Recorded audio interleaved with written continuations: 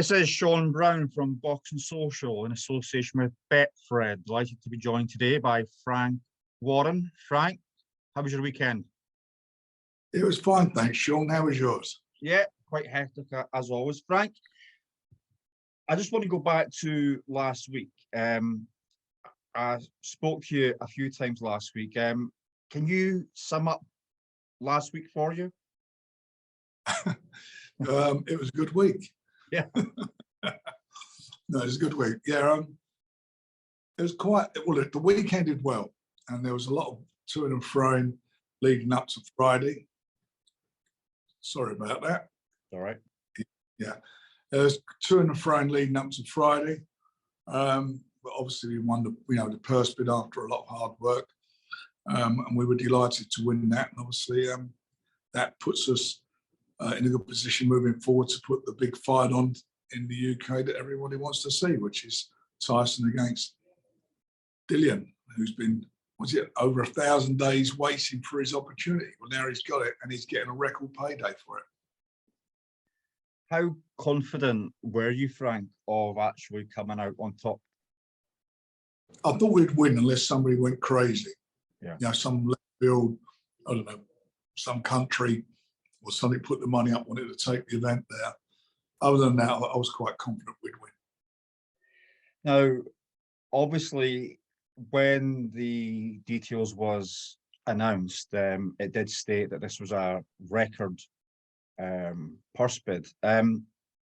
Did you feel as though that you would have to go that high? And can you just confirm that this is a joint bid between yourselves and Top Rank? Right. Well, first of all, it was Queensberry bid. Right. We work with Top Rank. We're working together on this fight,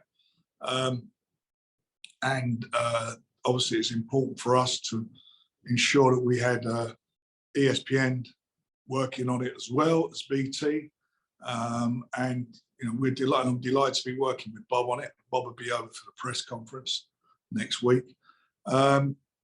It was a number. As far as I was concerned, I was determined to win it, and this is the number that I wanted to go with. And I spoke to Bob about it, and between us, that was what we agreed to move forward on. So, we're happy, and we're happy that we're delivering for our fighter, that he's fighting on our promotion.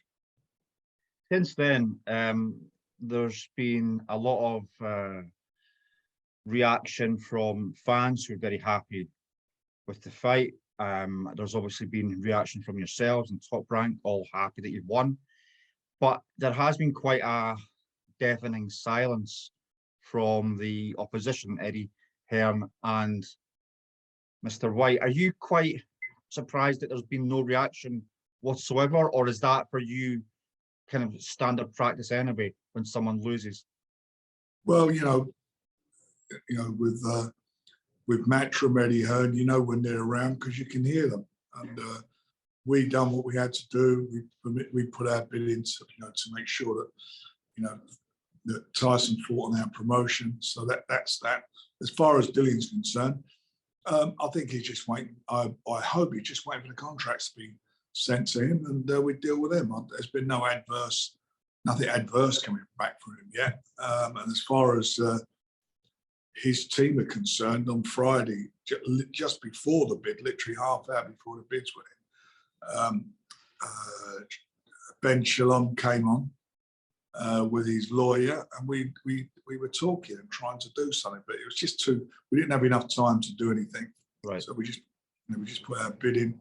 But I'm quite sure that from his perspective, from Dillian's perspective, it's good that we won it because he's getting $2 million more than had we not put a bid in. So he's getting good money. He's a professional fighter. That's what he fights for, and I'm sure he's going to work with all of us to make the show a great success, make the promotion a great success. How much did you see as Fury-Usyk being a major play in the whole thing? Did you actually expect that to come to fruition at any point, Frank? In the future, I expect. Yeah. I hope and expect Tyson to win. Anything can happen. I'm in the Tyson's camp. You know, that's I'm his promoter. I want him to win if he wins, and if Joshua gets it on with Usyk again, I want the winners to fight each other. It's a big fight. That's what we all want to see, the unification fight. But to get to the unification, we're in a position now where there's two really good fights that have got to take place. They're two good, you know, two excellent fights. And the Brits, there's 3 Brits involved, so it's brilliant. It's brilliant for the UK. It's brilliant for all of us. And I'm really looking forward to both the fights. I'm looking forward that hopefully Tyson, and I believe Tyson and Prevail on here, fight the winner of the other one. And when you were working last week, Frank, did you expect at any time whatsoever for AJ to step aside, or did you always fully expect him to face Usyk again? I felt he was going, well, you know, we were told that he was going to step aside, and then the last minute he came in and asked for an extra 5 million. Okay. And that basically, that's the reason it all sort of stopped, is because Tyson was really upset about that. Right. He said, enough is enough, let's get on with the purse bid. And that's what happened. It's a shame, because everybody was of a mind to get it done. And you will obviously be expecting Fury to beat White. But in terms of AJ Usyk 2, Frank, if it does actually happen, how do you see that fight playing out anyway? Well, I can only, you know, but I thought, you know, the first fight, I said all along, if Usyk's there at the end of the fight, I can see him putting his hand up, because he'd have had to have outboxed him. What I was surprised with was the ease of what he did. And what I was surprised with was that, you know, I expected him to get inside underneath AJ's jab, which was his advantage. He's a taller man, the bigger man. He's a big puncher. I expected him to, you know, not want to be on the outside, to be getting inside him. But he was beating him to the jab on the outside. And he outboxed him, and he was quite close twice to stopping him. Yeah. After the after fight interview, I think through his interpreter, he said his instructions were from his trainer to just box him. Well, next time round, I'm sure he's got a different plan. And you know, he's not a Ruiz. He's not going to go and train in his refrigerator. He's going to be fit, and he's a consummate professional. And he's been in there with AJ, and I think he's worked him out. And I think for AJ, the only way he can win the fight is he's got to go. He ain't going to outbox him. He's got to go and put it on him. And the question is, will he do that? And if he does that and throw in some of those bombs, is he going to leave himself exposed to be for the counterpunch? And I've got a fancy. I do fancy Usyk in the rematch, and I feel that Joshua. I mean, all this things going on back where he's got a new trainer and that. Yeah. I did feel that I felt his corner was got it wrong in the last fight. I mean, from what you could hear on TV, they were saying at one stage he was winning the fight. So I don't know what fight they were watching, and I just felt that you know, I don't think they got it right at all. And I just feel that I feel Usyk's got his number. I feel that Usyk's got an exceptional trainer in old man Lomachenko. He's a bloody good trainer, and I think that they'll be really up for this in more ways than one. Be interested to see that if AJ does change his trainer. Yeah. Let's see what happens. But irrespective of that, he's got a lot of things to change. It's not just his trainer. He's got to check his attitude in that fight. I don't think was good. I don't think he was doing what a big guy should be doing. You know, that's what Tyson did with a big puncher. He took the fight to him in Deontay Wilder. He took the fight to him. The last 2 fights, he just jumped on him and fought him. And that's really what AJ didn't do. So, Fury-Whyte, you spoke that that the paperwork is still to be signed. Is that right? Oh yeah, this contract's got to be signed yet. Right. And once we get all that out of the way, when can you expect? Sorry, when can the fans expect, say, things like the first press conference, the dates, and the venue as well? Well, I hope that everybody's going to cooperate and be, you know, we don't have no problems. If that's the case, we're going to do it next week. And there's been talk of the fight happening April 23rd in Cardiff. Is there any substance to that, Frank? I'm not going to go into it at the moment, Shaun, because I want to get all the contracts done Fair first. enough. In terms of the paperwork, Frank, we know that that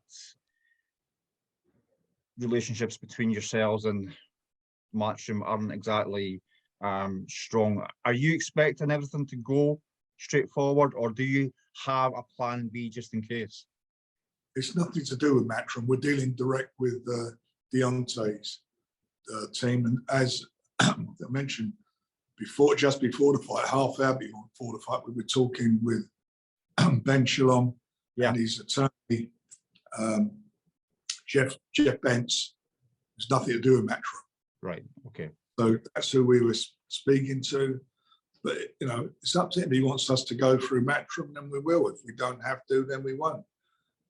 That's going to be up to Dylan. But it's a straightforward contract. It's a purse bid. Yeah. There's no options. There's nothing. This is the fight. This is what you're getting paid as per the per. This is where it's at.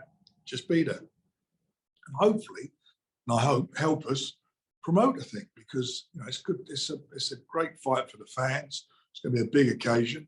It's going to be great for Tyson, great for Dillian to be involved in such a spectacle. So I'm sure he's going to cooperate. I hope he does anyway. So I hope he behaves professionally as we will towards him. How do you rate Whyte, Frank, as a fighter? How do I rate him? Yeah. Strong, he's tough. When you look at his background he's come from, he's done exceptionally well. He's definitely got a lot of self-belief. He can punch, and he fancies the job with Tyson. And he's been sitting there, was it for over 1,000 days now, waiting for his opportunity? Well, he's got it now, and here's his chance to prove what he's worth, you know, or what he's got in the tank. He's continually said he can beat Tyson. He obviously feels he's seen some sort of chink in Tyson's armour, and he'll be there. He's got his chance now to exploit it and get very well paid for it. And we saw in the third Fury-Wilder fight, Fury certainly chose to fight rather than box. And I know that there was talk, I think, that Fury had injuries as well. If Fury is at 100% for the fight against Whyte, do you expect him to box a bit smarter, Frank? Look, he's an enigma. You see him fight against Klitschko. Yeah. And he gave Klitschko a boxing lesson. Yeah. You see him in the first fight against Wilder. He won the fight, got robbed. You know, having lost 11 stone in weight showed what his heart's all about, what his character's about. You see him in that last round, get off the floor. How he got up to this day, I will never know. It wasn't one punch, it was 3 punches. Got caught twice going down. But he got up, and by the end of the round was winning. The second fight, I felt he would do what he'd do, and I said it before the fight how I felt it pan out, and he did that. He went out, just took the fight to him and done a job on it. The third fight was an unbelievable fight, the best heavyweight fight I've seen live. I've seen films of great fights from the past, but it's the best heavyweight fight I've seen live. And I thought it was an exceptional. And again, he showed his character. He showed, you know, he got up again, put the guy on the floor. He boxed, he punched. He can do it all. He's a boxer. He's a fighter. He's got a good chin. He's got good hand movement, good head movement. He's got everything in the book. And you think he's had one fight in 2 years. Mm-hmm. When you look at it, it's 2 years, one fight. So what do I think? I think Dillian's going to have a real tough fight, but he knows that. He knows that better than anybody. And by the way, Tyson, he knows that this guy's coming to give him a tough fight. So it's going to be, and you know, these all domestic big fights, always there's something extra in it. There is always, it's not nothing's foregone. There's always twists and turns, and you know it's going to be like that. You know that Dillian Whyte is a warrior, and you know he's going to come to fight. Now, stepping away from that and onto other heavyweight news, at the weekend, Trevor Bryan defended his WBA belt via split decision, albeit he won, I thought, a bit more straightforward than that. I take it now all roads will lead to him coming over here at some point and fighting Daniel. Well, what I'm hoping, Shaun, is that the WBA today or tomorrow at the latest put the fight out, and they'll give us a time for negotiations. And if we can't agree terms, it will then go to purse bid.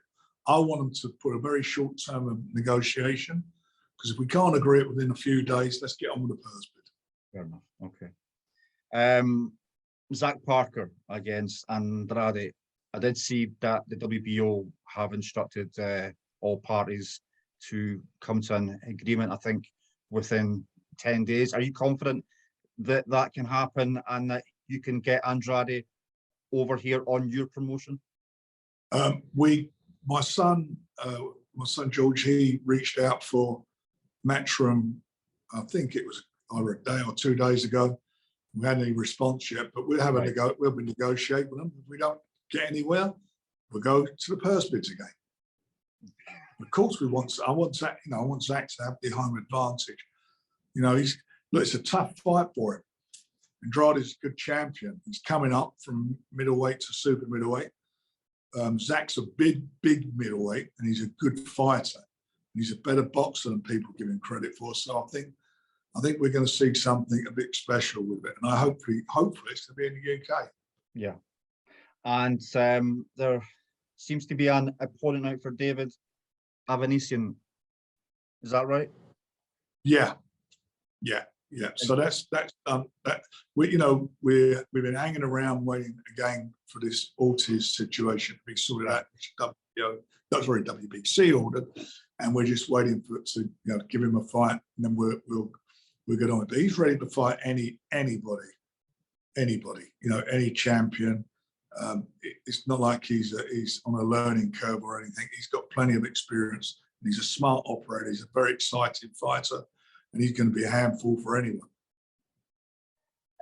In terms of the whole Conor Ben's situation, Frank, has it left you at all disappointed, or did you just expect it anyway? I expected it. I mean, I'm not disappointed, because if I was them, I wouldn't put Conor in with him. Yeah. I wouldn't even have him in the same town. He's I think he's got far too much for him. But there's another fight that could be made, which is Essa Eckerman, and you can make that. I've no problem making that fight right now if they fancy it. In terms of your light heavyweight star, Frank, Anthony Yarde, obviously he had that fantastic win at the tail end of last year. He's now in a great spot. Do you want him to wait until the Joe Smith fight comes up, or do you want him to stay active? No, what will happen is Joe Smith at the moment is negotiating for a unification fight with Berby said, when we play him up, useless on the names. He's negotiating. Yeah. That's it. They're negotiating that. Right. Now, if they can't get that on, then Joe Smith will have to have his mandatory against Anthony. If they get it on, the winner will have to fight Anthony. So he's in a really good spot.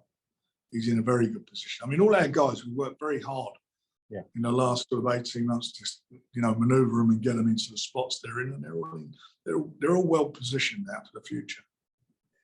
And I would expect that you certainly think that Yarde is in a much better spot mentally and physically from when he last fought Sergey Kovalev.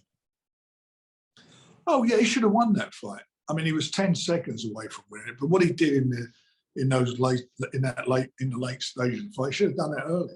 He should have put it on him really early on, and I think he'd have won the fight. But look, it's learning experience. He's what do you have? 11 fights. 11 fights as an amateur. So he's not got tremendous experience. Even as a pro, banging people over, because he's a dangerous. So whoever he hits, they know they've been hit, and he stops everybody except for two opponents. One was Linden, who he rocked in the last round, and he obviously done a job on him in the rematch. And the other one was Kovalev, who he had all over the place and probably give him I think at that stage was giving him a better fight than, dare I say it, than Canelo was. I mean, he fought better against Canelo than he did against Anthony, and he was in front on the judges' card in Russia as well. So he's a good quality fighter. He had a lot of problems with, like a lot of people had with COVID and losses in family, and some really,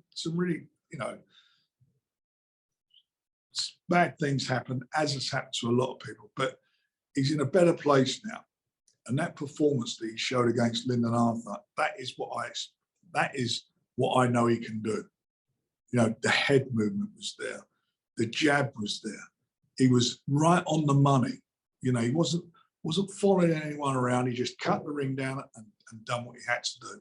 He's dangerous. He's a tremendous puncher, and him and Joe Smith would be a great fight whilst it lasts. Yeah. And how did you respond to the offer from Eddie Hearn for Buatsi to fight Yarde? Look, we're not in, and I'll say it for a reason. We're not interested because he's, as I just said, he's the mandatory. What do I want to give that position up for? If he beats Joe Smith, what a great fight. Yeah. Fight Buatsi, that's no problem. I mean, in the meantime, he should do. Look, we put Lyndon Arthur in with not once, twice. Those two got it together twice. He's got Callum Smith. Make Callum Smith and Buatsi. That's what I would do. Make the fight. I'd make that fight. That's a great. Wouldn't you like to see that? I'd go and see that. Yeah, that's great fight. Yeah, make the fight. And so, Frank, lastly, you must be quite happy at the fact that January, where we had no shows in the UK, is now done. You've got all that purse bid situation done as well, and you can now look forward to actually getting on with some shows. Well, we are working hard, and there's one other one which is Joe Joyce. Yes, WBO #1. How's his injury, Frank? Sorry, how's his injury? Is it all right? He's coming on. He says he's going to be back in training this month, and we're looking for him to be out sometime in late April. He's very unlucky. He's supposed to be fighting in February, and that's sod's law. But he's a great professional, and hopefully that heals properly, and he can get back in action. So he's in a good spot, and this heavyweight scene quite exciting. Hopefully we get to a situation where there is a unification, somebody's holding the 4 belts, then they're going to have to defend them. So we've got 2 #1s, or they can vacate and we can make fights. But there's a massive British interest in it, and so we're happy. And answering your question, yes, I can't wait for all these shows. All right, Frank. As always, thank you very much for your time. Thank you for speaking to Boxing Social. Have a nice day, Frank.